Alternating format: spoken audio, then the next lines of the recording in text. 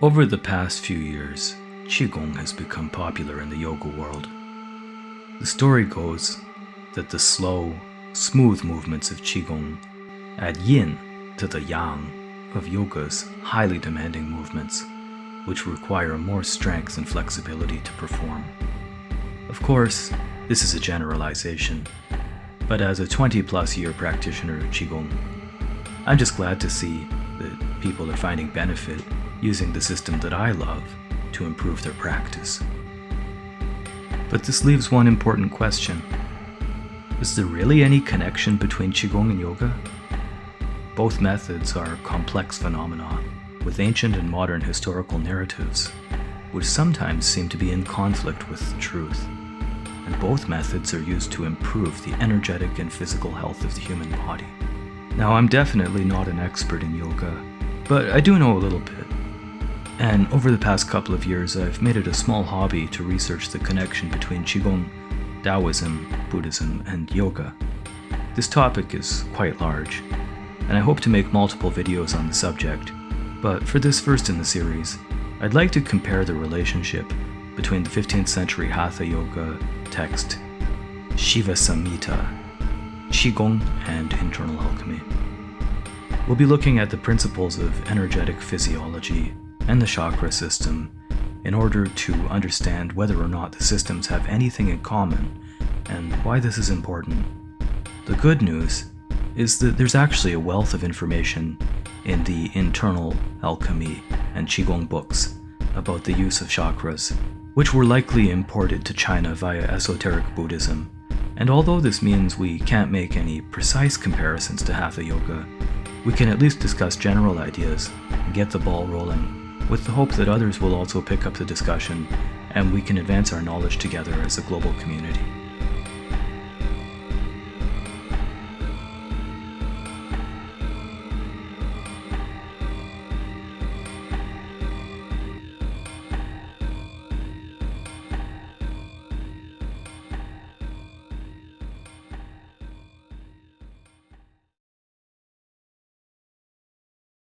Hi, welcome to Qigong Project. I'm Robert Koons. Before we get started, I want to introduce a little bit about the Shiva Samitha. This is a Hatha Yoga text written sometime between the 1300s and the 1700s. The translation that I'm working with is by James Melanson. I'm attaching a link in the comments section so that you can check out his website, where he's provided sections of his translated work, including a partial section of his book on the Shiva Samitha, which is also available for download there, I believe, for purchase. It's a very good book and a very good translation and has real relevance to us as Qigong practitioners, and perhaps even some relevance to practitioners of internal alchemy. In this video, we're going to use some sections of the Shiva Samitha to talk a little bit about the comparison of the energetic philosophy of the mudras and asana used in Hatha Yoga practice during the medieval period, and compare it a bit to both internal alchemy and modern Qigong practice. There were a number of correlations between the various genres of practice, and indeed, in a future video, I also hope to look into the chakra system employed in Vajrayana Buddhist practices from Tibet, because there's also a certain degree of relationship between those and practices in the internal alchemy school of meditation. But I think also that we can't draw comparisons too closely, since they are different schools of practice and they're based on different ideas. Having said that, however, there are a number of authors in the internal alchemy school, such as Liu Huayang and the authors of Xingming Guizhi, who we actually don't know who they were historically, who incorporate elements of the chakra system in different ways. We won't be talking about everything in this video, but we will talk about some of it. And at the same time, modern practitioners of Qigong have also looked into the relationship between the Indian chakra system or the Tibetan chakra system and that of contemporary Qigong practice. So even though they're not precisely the same, there's a considerable amount of information that we can draw from, and that will allow us to come to some general conclusions in this video, which may be helpful if you're coming to Qigong from a yoga perspective, or whether you're a Qigong person who also practices yoga, or whether you just have a general interest in this subject. I think that this video will be beneficial to you. So thank you very much for watching, and I look forward to continuing this chat. Okay, so before we really get going, we have to set our intention for this video. It would be impossible to compare all of the similarities and differences between Qigong and yoga, or yoga and internal alchemy. There's just too much material in all of those traditions. So I am going to isolate our discussion down to something manageable and specific.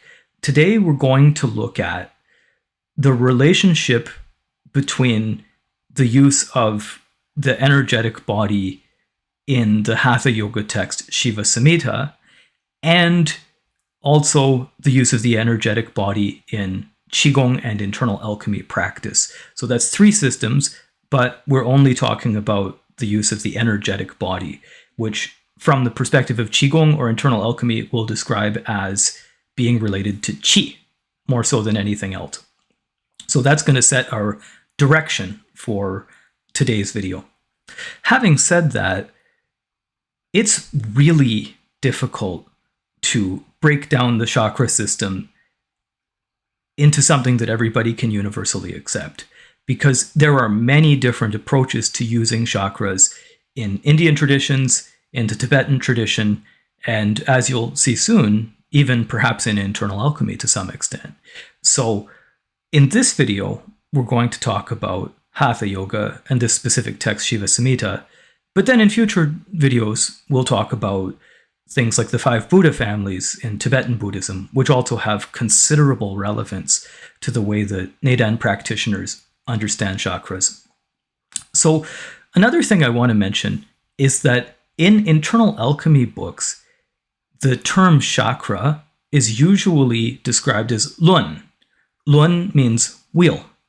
And so there are different lun, there are different wheels in the body, according to internal alchemy books, like the Huiming Jing by Liu Huayang. And so those lun, or those wheels, they're imported into Taoist texts, clearly from esoteric Buddhism. What kind of esoteric Buddhism? I'm not entirely sure. Some people would argue that perhaps it's Tibetan Buddhism via Mongolia during the Qing dynasty or Yuan dynasties. Some people would argue perhaps there are older schools of Chinese esoteric Buddhism which may have already had those things. I'm not here to answer those problems. I'm not a Buddhist scholar. But what I will say is that these lun, or these wheels, feature quite prominently in some internal alchemy texts. They can be used differently text to text, but let's just focus briefly on the Huiming Jing. In the Huiming Jing, written by Liu Huayang, there's an attempt to synthesize Buddhist and Taoist ideas. Liu Huayang was deeply involved in Buddhism, and in a sense, his text Huiming Jing almost reads like a defense of internal alchemy for Buddhists. He essentially makes the argument that Buddhists, Buddha, Tathagata, practiced internal alchemy, and that the evidence for that is clear in the text Lengyan Jing and Huayan Jing. So he holds 2 Buddhist texts to give clear instructions about internal alchemy, which he explains in his Huiming Jing. He points out that there is a kind of dragon energy hidden in the body at something called the Haidi Lun, the sea floor wheel. Now, it's not entirely clear if he thinks that the sea floor wheel is the base chakra. I think from reading the book that it's more likely he holds that it's the qi shui cavity. The qi shui cavity is a kind of empty area under the umbilicus, approximately 3 to 4 fingers width under the umbilicus and inside of the abdomen. It's called the cavity of qi. And it's the place where people who practice internal alchemy usually set their intention and their breath when they meditate. However, when he talks about the seafloor wheel, it certainly evokes the image of the root chakra. There are other Taoist texts, such as the writings of Li Hanshu, a 19th century internal alchemy practitioner who advocated the use of what he calls the yin qiao cavity, or the hui yin, right? So this is the area between the genitals and anus, in beginning internal alchemy practice. And what Li Hanshu says that people should do is place their intention or their attention on this area, the yin qiao cavity, and meditate there, allowing the breath to fill the lower abdomen until eventually their attention rises up into the lower abdomen, into the cavity of qi, the qi shui cavity. And so his idea is that by stimulating this hui yin, or this yin qiao cavity, that ultimately it can allow us to stimulate the essence of the body, right? Which includes both post-heaven sexual essence and pre-heaven inherited essence with a genetic essence, right? And so Li Hanshu holds that if we meditate on that point, it can help us to stimulate that area, and it can quicken the process of converting the essence to qi, so that the qi is able to move along the body and ultimately help us to begin our energetic practice in internal alchemy. And that area, the yin qiao cavity, or the hui yin, or whatever you want to call it, is very similar in concept to the base chakra. So in reading the Shiva Samitha, it's very interesting, because close to the start of the text, it talks about doing a practice in which you meditate on your base chakra and you imagine the god of love, and then from the god of love is emerging a flame of pure radiant light, and then you allow your mind to travel through that flame into various different levels of the heavens and so on, being enveloped in energy, and then ultimately that this can produce a clarification and an energetic result. Now, this method of visualization is entirely different from how we practice internal alchemy. There's no relationship at all between it and internal alchemy, but it's very, very interesting that both traditions had discovered that focusing on this particular cavity between the anus and genitals was able to generate an energetic effect that would also ultimately lead to the clearing of the mind. And so there's one piece of evidence that we have that there's some relationship there. Now, as we go farther into the Shiva Samitha, another thing that it does is it talks about placing the heel between the genitals and anus, and then doing certain breathing exercises while focusing the mind downward can actually cause the energy to rise up the head, right? It can cause the energy to rise along the spine to the head. Actually, I'm not entirely sure that that's true. It says it rises up the nadis to the head, right? The nadis being these energetic pathways. But in any event, that physiological process of the energy rising from the lower abdomen to the top of the head is similar to that incorporated in internal alchemy. And so in the internal alchemy school, the thing that does that is meditating on the cavity of qi and entering into the pre-heaven state to realize sublime emptiness and self-forgetting. And then ultimately the resultant energetic phenomenon is that the qi moves to the head. But using this Hatha Yoga technique from the Shiva Samitha, we can also cause the energy to move in that way. And it's very fascinating because there's a deep relationship between that idea and ideas incorporated in modern Qigong practice. So one thing that you may or may not know is that the development of concepts like the small heavenly orbit, right, where the qi travels around the back of the body and down the front of the body, are not only used in Qigong and internal alchemy, they have a longer history inside of other types of Chinese energetic texts, many of them being Taoist and some of them not being Taoist. And so as an example, in the text Xiao Yao Zi Dao Yin Jui, so the Dao Yin poem or the Dantian teachings of the master of carefree wandering, there is an entry about how to generate the small heavenly orbit by imagining a flame in the lower back. And the flame rises up the lower back above the head and then enters back into the brain. And then when the saliva collects in the mouth, then you swallow the saliva and bring it back to your Dantian. So rather than using the internal alchemy technique where you use the pre-heaven in order to enter profound meditation and then disappear and then the energy moves, they're more focused on a post-heaven technique. And it's not entirely different from what's presented in the Shiva Samitha, right? Both of them use visualization. Both of them are leading the mind in order to create an energetic phenomenon. They're different techniques, but the idea is not entirely different. And then in modern Qigong, we start to see also that people start to experiment with these kind of ideas more. Indeed, in modern Qigong, people started to really seriously look into the chakra system and try to figure out the chakras relative to Chinese thought. Now, I'm getting ahead of myself here, so I'm going to go back a step.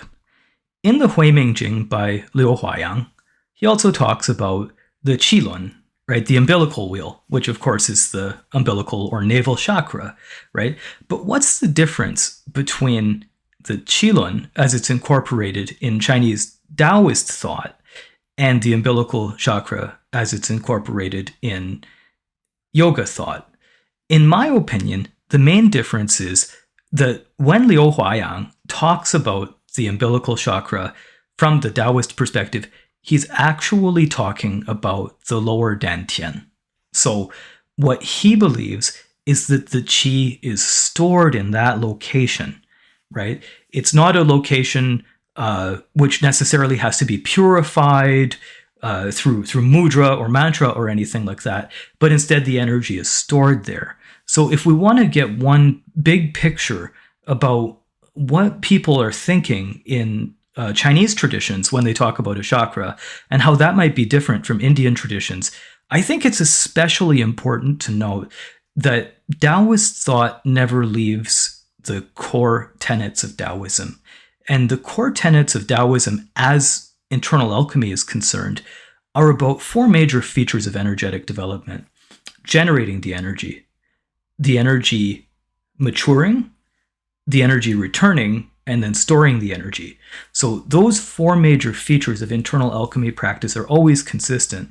And the basic rule is that the Haidilun, right, the seafloor wheel or the seafloor chakra or the cavity of qi, whatever you want to call it, right, this area that's approximately 3 or 4 fingers under the umbilicus, is where the attention is incubated in meditation until the energy is ready to move.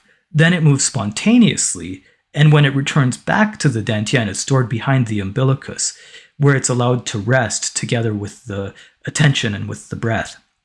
And so those two major features of internal alchemy don't change just because the authors incorporate the concept of a chakra. Now again, in Xingming Guizhi, which I mentioned before, there are actually methods of practice of chakras that use the 5 Buddha families, and we'll talk about that in another video. They're very, very similar to Tibetan practice or even some Indian practices. Those will be in another video though, because they deserve their own attention. So we know that even though sometimes these schools of thought import the idea of a chakra, usually they still behave like Taoist schools of thought. Now, I want to also talk a little bit about some of the general ideas about what these where these chakras are located and what they do. According to some modern Qigong thinkers, so actually including some modern Buddhist thinkers, right, including like Nan Huaiqian and various other people, because all of these people contributed to Qigong in some way, we can generally view the certain points in the body, like the baihui, right, the vertex on top of the head as being the crown chakra. We can generally view the space between the eyes as being the third eye. Right, we can generally view the Tanzhong point in the center of the sternum as being the heart chakra, and of course, you know, the umbilical chakra and the base chakra, of course, being the belly button and the perineum. Right, so even though Qigong practitioners or Neidan people don't typically describe those things in those terms, we can usually at least get a general understanding that these are important places energetically, and that there's some carryover between these Chinese energetic practices and Indian energetic practices. And I think the thing that's really important about this is that even though Qigong, Internal Alchemy, and Hatha Yoga are three totally different practices, actually, they're all dealing with the same basic body, right? It's the human body. And they're all dealing with the same basic energetic phenomena of the human body. They just have different opinions about the best way to practice. So whereas in the Shiva Samitha, a lot of the practices are done while holding certain stretches, which in this case they often call mudras, that where a certain kind of intention is used relative to physical posture and relative to breath, and that causes the energy to move, right? It's a very involved and very intense sort of focus. Whereas in internal alchemy, there's this profound emptiness and profound emphasis on stillness, which is always maintained throughout the practice. So stillness, and then the movement is spontaneous, and then going back to stillness. And in modern Qigong, it sort of strikes a balance between these two ideas, right? The mind is used in order to lead the energy, but the energy is also allowed to rest and develop and grow within certain areas. So that's another thing. But then I think one important final thing is that some of the basic ideas about liberation in the Taoist school and in some Hindu traditions and in also some Buddhist traditions relates to what the energy does in the middle channel and ultimately how the spirit leaves the head. And so at this point, I am going to briefly mention that, for instance, in Pattabhi Joyce's yoga book, one of his major statements is that when a person becomes spiritually liberated at death, then if their level of practice is high enough, then they've developed a gland inside of their brain sufficiently that the spirit can escape the head and become liberated at death. Okay, so that's one thing that, for instance, the modern yoga master Pattabhi Joyce believed. Now, there are also Buddhist practices like Powa, right, which is practiced in Tibetan Buddhism, but there's some argument that probably it was practiced at various points in China as well. And those are about also making it possible for the spirit to transition and leave the body. Well, in internal alchemy, this is also a specialization of practice, but it's not a specific practice. So in the internal alchemy school, the spirit, the yangshen, the young spirit, being able to leave the body actually is a product of achieving a certain level of practice. And it can happen during a person's life. The spirit can go out and it can come back. Now, of course, internal alchemy practitioners also believe that at the time of death, the spirit can leave, and if it's strong enough, it can live on outside of the body, right? That's also a core tenet of Taoist spiritual belief. So all of these schools of thought, they have approximately the same idea, and pretty much all of them basically believe that the passageway of the spirit is along the central channel. Now, here's a really interesting thing. When you look at the common depiction of the 7 chakras or the 5 chakras, right? I know there's a lot of different chakra systems, but when you look at the common depiction of the 7 chakras or the 5 chakras, they tend to fall along the center line of the body, with the root chakra or the Hui Yin, right, being at the bottom, and the crown chakra being at the top, right? The Bai Hui in Chinese thinking is at the top. And then each of the other ones run along the center line of the body. Well, the center line of the body, of course, is associated with the central channel, right? All of these different schools of thought have methods of practicing the central channel.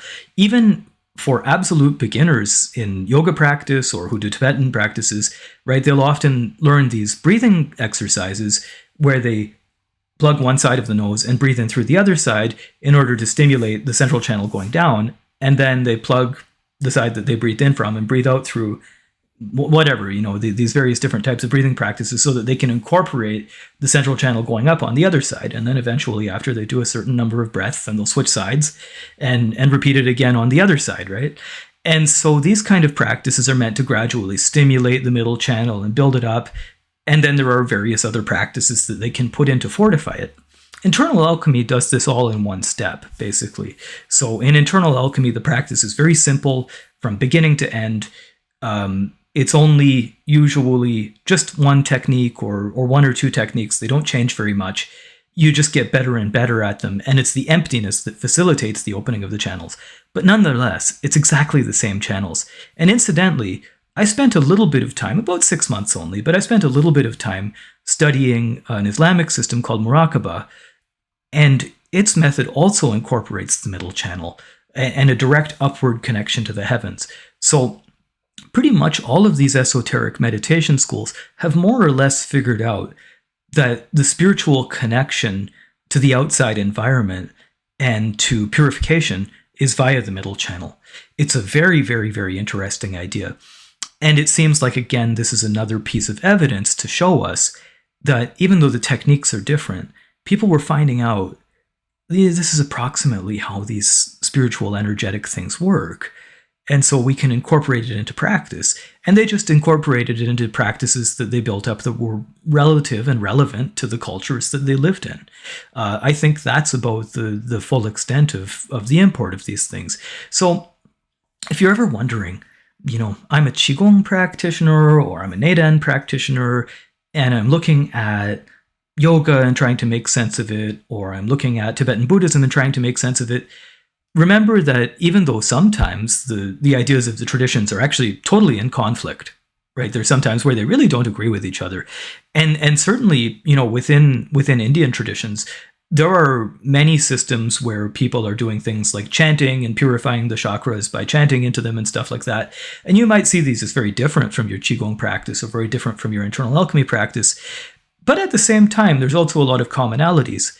And then if you look into the Taoist religion, you really find out there's a lot of commonalities. Now, I can't say for sure, right? This is just a creeping suspicion of mine, so don't take my word for it. But I have a funny feeling that these kind of spiritual practices probably existed in Asia for much longer than the existence of Taoism or different various spiritual traditions that we would recognize today. My suspicion is that they pretty much stretch from the Indian subcontinent all the way to Korea and Japan, China, the Eurasian steppe and everywhere. And they probably developed a very, very long time ago and just kept on developing and changing over time. And as people started to write about them and exchange information, the theories became more coherent and more cohesive. And gradually, they started to form into something more than sort of oracle practices or shamanic practices into really codified cultural phenomenon, which were quite distinct from each other ultimately. But I think at the same time, they probably share the same root. I don't think that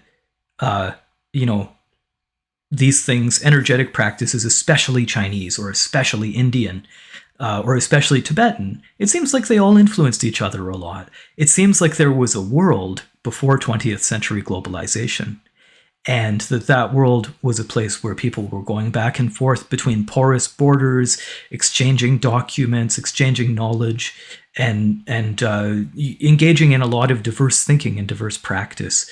So ultimately, if you take anything away from this video, it's that these kind of practices, generally speaking, you should choose one that you have an affinity to, and you should learn it as deeply as possible. But once you have a pretty good handle on it, and that might mean you have to study it for 10 years before you really understand it, but once you have a pretty good handle on it, you'll be able to compare it against other traditions, and you'll be able to understand the benefit of those other traditions, and also take some of the understanding that you glean and be able to apply it to your own practice. Now, I'm not generally going to be doing any of the practices in the Shiva Samitha. I've tried some of them just to make sure that they work and try to get a comprehension of them. I found them to be very useful, but at the same time, I have my own daily practice that I do that I've cultivated to the extent that it's not good to try to change too much about the basic way that I practice now, except for deepening it, right?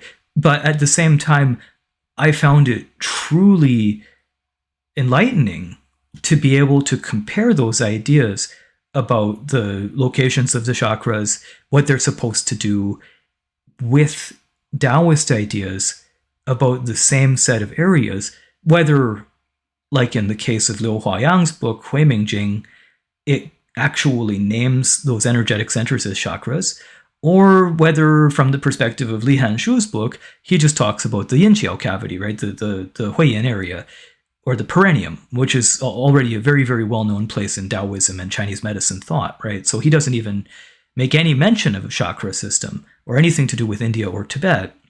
He just mentions it in the terms that we would understand it in Taoism. But once you understand that people in India, as early perhaps as the 13th century, were also practicing something similar, then you can see that this isn't only an exclusively Taoist idea. And at the same time, if you're coming from yoga or Tibetan Buddhism, it might be very useful for you to see that Taoists also have been practicing these things for a similarly long period of time, right? So one of the big concerns as modern practitioners that we should have is that we don't engage in ethnic nationalism or other types of sectarianism, which could stop us from recognizing that all of these arts, no matter how different they are sometimes, are also very, very closely connected, and that having a good understanding of one art and then obtaining a little bit of understanding of another art can deepen our appreciation of spiritual and energetic practice as a whole. And having said that, I think I'm going to end the video here. Thank you very much for tuning into Qigong Project. By the way, my new class about the Embryonic Breathing Classic is available on Gumroad. The link is in the description. It's only $35. It's a steal, and it's a very, very nice class, which you can use to understand internal alchemy breathing practices at both the beginner and advanced level. So I hope you'll check that out, and I hope that you will like this video and subscribe to Qigong Project, and also talk to me in the comments, because I love to hear from you. We have started to develop a very interesting community, and there's lots of cool comments and questions in the comments section. So I hope you'll keep that going, and I'll be there every time to be able to interact with you, because I really appreciate that you watch these videos. Okay, so thanks for watching, and we'll see you in the next one.